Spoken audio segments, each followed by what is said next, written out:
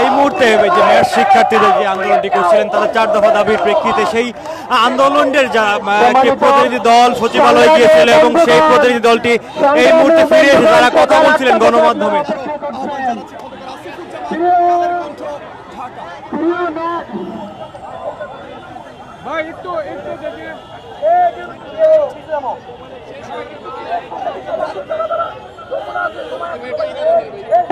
সংগ্রামী ছাত্র বন্ধুগণ, আপনারা সকাল 8টা থেকে অপেক্ষা করছেন।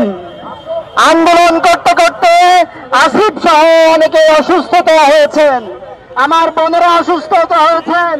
সারাদিন না খেয়ে আপনারা অবস্থান করছেন।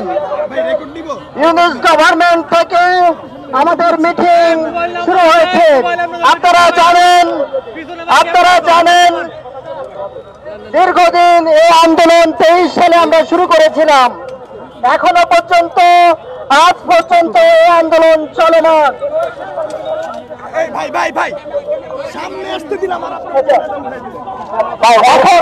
এখন প্রেস ব্রিফিং হবে। সম্মানিত সাংবাদিক বন্ধুগণ এবং প্রিয় ছাত্র সমাজ, আপনাদের সামনে আমাদের যে তথ্য আছে, যে আকাঙ্ক্ষার জন্য আপনারা বসেছিলেন, প্রেস ব্রিফিং এখন শুরু হচ্ছে। আমাদের প্রিয় ভাই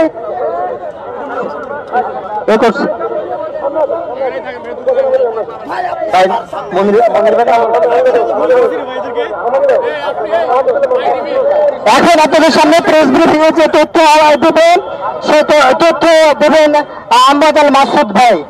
আমার সামনে আরেকজন, আপনি পাচ্ছেন না, ঢুকতে ধন্যবাদ। প্রিয় সাংবাদিক ভাই বোনেরা, আমি আহমদুল্লাহ মঞ্চে বলছি, কেন্দ্রীয় সমন্বয়ক, সাধারণ মেয়র শিক্ষার্থী ঐক্য পরিষদ, কেন্দ্রীয় কার্যনির্বাহী সংসদ। আমাদের দীর্ঘ 3 মাস গণঅভ্যুত্থানের পর থেকে আজকের দিন পর্যন্ত আমরা যে আন্দোলন করতেছি আমাদের অধিকারের জন্য, সেই অধিকারের আজকের কর্মসূচি হিসেবে আমরা আমাদের এবার প্রতিজ্ঞাবদ্ধ হয়েছি, আমরা শপথ করেছি, আমাদের এবার দাবি না আদায় হওয়া পর্যন্ত আমরা এবার রাজপথ থেকে উঠবো না।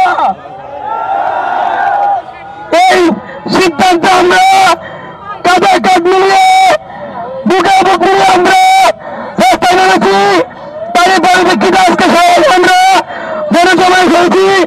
এই গণজমায়েত হওয়ার পরে আমাদের সাথে স্বাস্থ্য শিক্ষা মন্ত্রণালয় এবং স্বাস্থ্য সেবা বিভাগ থেকে আমাদের সাথে যোগাযোগ করা হয়।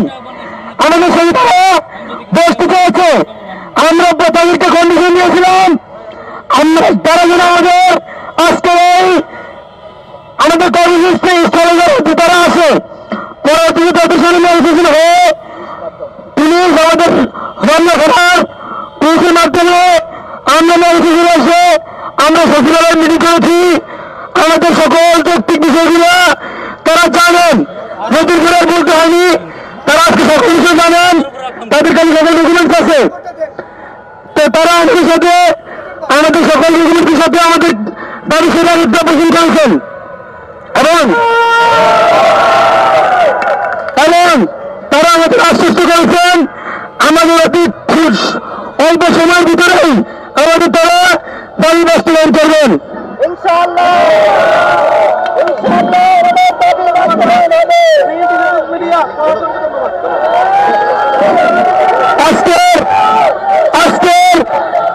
আজকের এই কর্মসূচিতে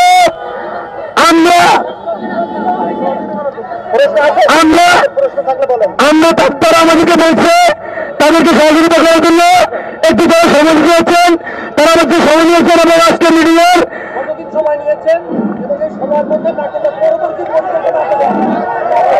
তারা আমাদের থেকে 7 কর্মী সময় নিয়েছেন।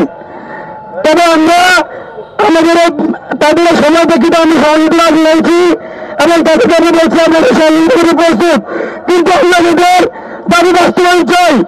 আমরা সকল সহযোগিতা প্রস্তুত, আমরা তাদের বাস্তব করতে চাই। 7 দিনের ভিতরে যদি আমাদের দাবি বাস্তবায়ন করে হয় 7 দিনের ভিতর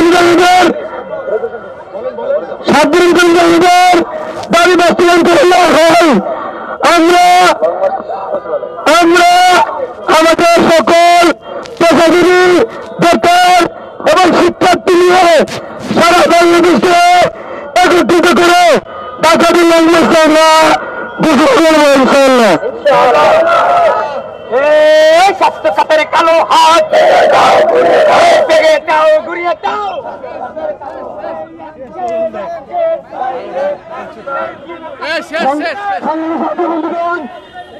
এবছর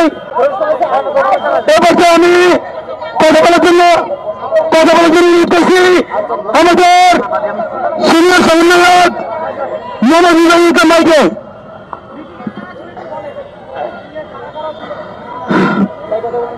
মিটিং এ ছিল হচ্ছে স্বাস্থ্য শিক্ষা সচিব, স্বাস্থ্য পরিবার পরিকল্পনা মন্ত্রণালয় এবং স্বাস্থ্য শিক্ষা অধিদপ্তরের মহাপরিচালক নাজমুল সাদাত স্যার এবং সেখানে আরো উপস্থিত ছিল স্বাস্থ্য অধিদপ্তরের এডিজি বা অতিরিক্ত মহাপরিচালক স্যার। জি, আমরা হচ্ছে স্বাস্থ্য মন্ত্রণালয় অধীনস্থ স্বাস্থ্য শিক্ষা অধিদপ্তর এবং স্বাস্থ্য অধিদপ্তরের আমাদের মূল দাবিগুলো আমরা সেই স্বাস্থ্য শিক্ষা অধিদপ্তরের মহাপরিচালক এর উপস্থিতিতে এবং স্বাস্থ্য শিক্ষা অধিদপ্তরের মহাপরিচালক এবং স্বাস্থ্য অধিদপ্তরের অতিরিক্ত মহাপরিচালক প্রশাসনের উপস্থিতিতে আমাদের এই মিটিং সম্পন্ন হয়।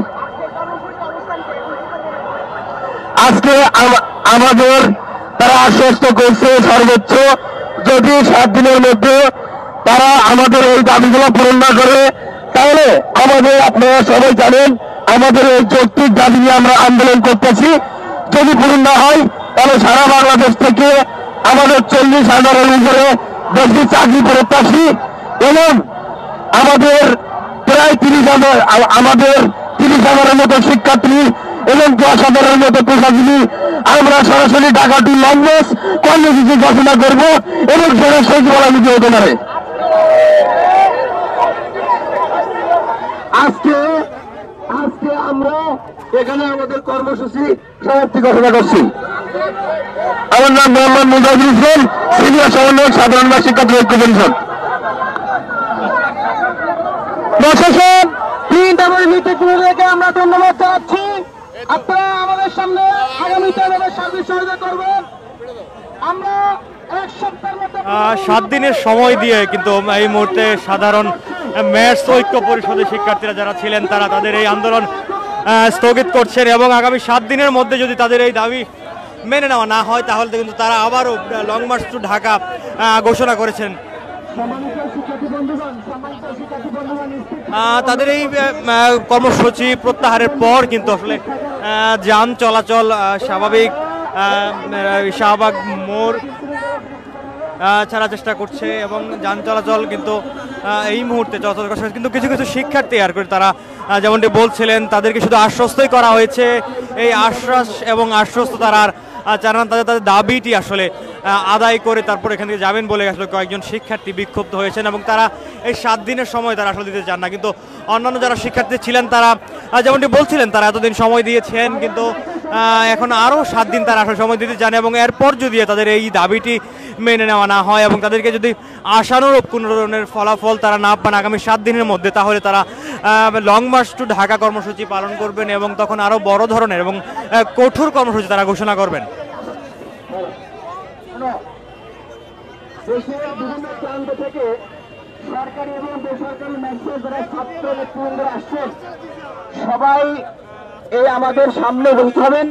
আপনাদের সাথে আমাদের কিছু গুরুত্বপূর্ণ পরামর্শ আছে। যারা